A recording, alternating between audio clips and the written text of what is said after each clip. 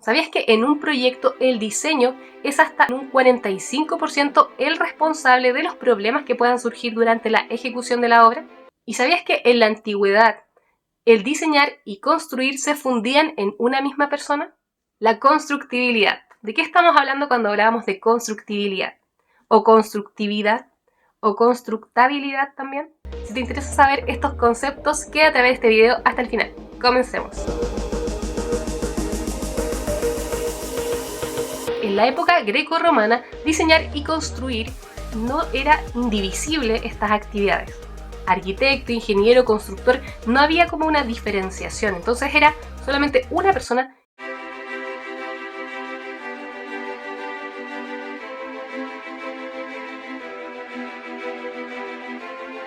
Vitruvio además era enfático en señalar que el arquitecto debe ser educado y preparado en ambas dimensiones.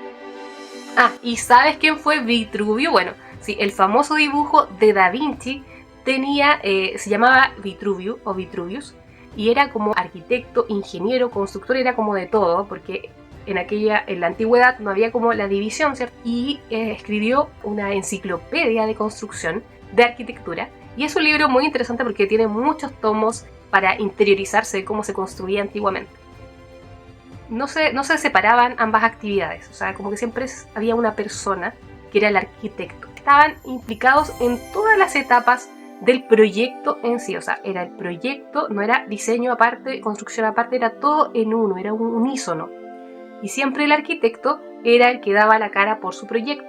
Hay tres grandes revoluciones o cambios dentro de la construcción.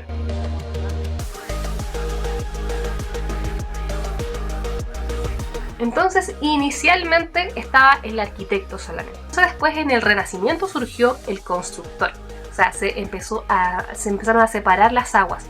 Fue la primera gran revolución dentro de la construcción. 400 años después surge la segunda gran revolución con la diversificación de materiales. Cada vez era más difícil poder estimar y calcular el comportamiento físico y mecánico de los materiales, incorporar nuevas tecnologías. Y ahí surgió el ingeniero o la figura del ingeniero. Ahí se dividió aún más entre el arquitecto, el constructor y el ingeniero, porque se requería un conocimiento mucho más exacto de las cualidades físico-mecánicas de los materiales, de estas nuevas tecnologías que iban surgiendo. Y la tercera gran revolución se produjo ahora, más o menos en esta época, cuando se introduce el coordinador o el administrador del proyecto. Y podemos decir que actualmente estamos viviendo esa etapa de diseño-construcción de la tercera gran revolución. Y esto es un escenario totalmente distinto a lo que pasaba 600 años atrás, cuando un solo hombre era capaz de construir por completo una gran obra, haciendo solamente sus dibujos y sus maquetas, y podría concretar todos estos grandes proyectos antiguos. Y el día de hoy, diseñar, calcular y construir son diferentes, son etapas distintas de un proyecto o están diferenciadas, y la tendencia aparente es una progresiva diversificación y una mayor especialización. O sea, vamos creciendo aún más en ir diferenciando y separando, y cada vez van a haber distintas especialidades más aún todavía.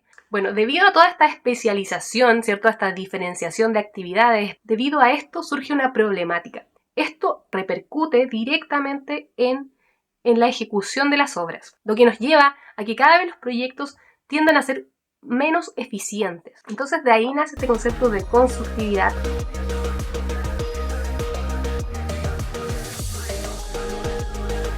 Bueno, y esto de la constructibilidad surgió en la época de los 60. Comenzó una preocupación global por una tendencia decreciente de la eficiencia y la calidad de las obras. Entre los años 60 y 70 se intensificó el estudio de la constructibilidad. La constructividad es básicamente qué tan fácil o qué tan construible es un proyecto. Esta problemática cada vez se hacía más evidente, la ineficiencia de los proyectos y la baja calidad de los proyectos, creó este concepto de constructividad. Está relacionada con la influencia que tiene el diseño o el diseñador en el nivel de facilitar la construcción de esa obra o de ese proyecto. Pero habiendo tantas definiciones, ya les voy a poner por aquí cuántas definiciones han habido desde los años 60, sabemos que hay varias cosas a considerar dentro de la constructividad. Que la constructividad es un atributo del diseño. La constructibilidad es graduable, es medible, está sujeta a otras variables del proyecto. Constructividad es el grado en el cual un determinado diseño permite una mayor facilidad y eficiencia de construcción de un proyecto y que esté sujeto a todos los requerimientos del cliente y del proyecto.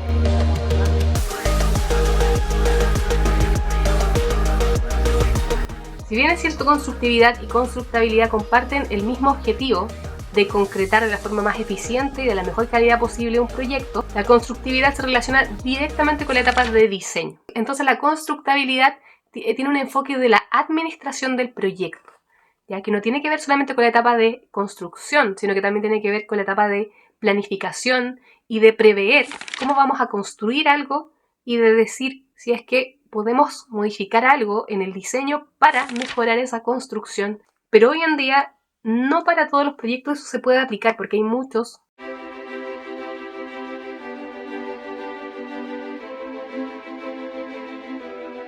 Y aquí podemos ver una tablita que les voy a dejar con las diferencias de constructividad, constructibilidad y constructabilidad. Y cada uno tiene una definición distinta. Yo creo que se entiende el objetivo, se entiende de que tenemos que trabajar para cada vez optimizar el proceso de la construcción, optimizar los proyectos en general, el proyecto completo, desde la etapa de anteproyecto hasta la entrega de la obra, hasta el uso de la obra, ya hasta su etapa operativa. Por ejemplo, tenemos la etapa de diseño y la etapa de construcción. El mayor impacto se va a producir en la etapa de diseño, el mayor impacto en el proyecto, pero el mayor impacto en los costos, cuando hay alguna modificación, va a ser directamente en la ejecución. O sea, en la etapa de diseño, el impacto del costo va a ser muy bajo, pero en cambio, en la modificación en obra, sí puede implicar grandes problemáticas. Entonces hay un impacto directo en lo que es la calidad del proyecto, en el tiempo de ejecución, en los costos del proyecto, en los costos de construcción final y también en la seguridad de la obra. Y hay que tener súper claro que mejorar la constructividad de un proyecto no necesariamente tiene que significar o sacrificar ciertos aspectos del diseño. No necesariamente, porque muchas veces puedes mantener el mismo diseño, pero a lo mejor puedes cambiar quizás la materialidad o puedes cambiar un detalle dentro del proyecto. Una mayor constructividad nos da una mayor calidad y seguridad y también nos reduce el tiempo de ejecución y los costos también de ejecución. Dentro del punto de vista de la industria de la construcción, si el proyecto es más fácil de construir, va a ser una ventaja para la empresa y le va a dar una mayor competitividad con otras empresas. Va a terminar en un menor tiempo, va a tener mejores utilidades, ejecutar un proyecto con mayor constructividad los beneficia directamente en cuanto a lo que es competir con otras empresas que a lo mejor tienen proyectos mucho más complejos o con mucho menos constructividad. Y lo otro también es que también tiene beneficios para el arquitecto o para los que diseñaron. Estos proyectos tienden a ser mucho más valorados por la industria, entonces les da un gran renombre al equipo que diseñó. Esto los hace ser más competitivos también en su ámbito, como consultora, como diseñadores, como proyectistas. Y obviamente se tiende a generar un mayor reconocimiento profesional, ya porque estos profesionales son mucho más integrados. Entonces también hay un beneficio para todos los actores. O sea, la constructividad y la constructabilidad y la constructibilidad tienen un beneficio para todos los actores, para todos los involucrados. Y por supuesto para el cliente, para la gente, para las personas que van a hacer uso de ese proyecto. Bueno, y si quieres un video número 2 de lo que es la constructibilidad, qué técnicas se pueden implementar, cómo se puede empezar a implementar esto en los proyectos, por supuesto, déjame un comentario para ver si hacemos el video número 2. Si no estás suscrito, te invito a suscribirte y darle un like a este video. Espero que este contenido te haya sido de valor. Si fue así, por favor, suscríbete a este canal y nos vemos en un próximo video. Bye bye.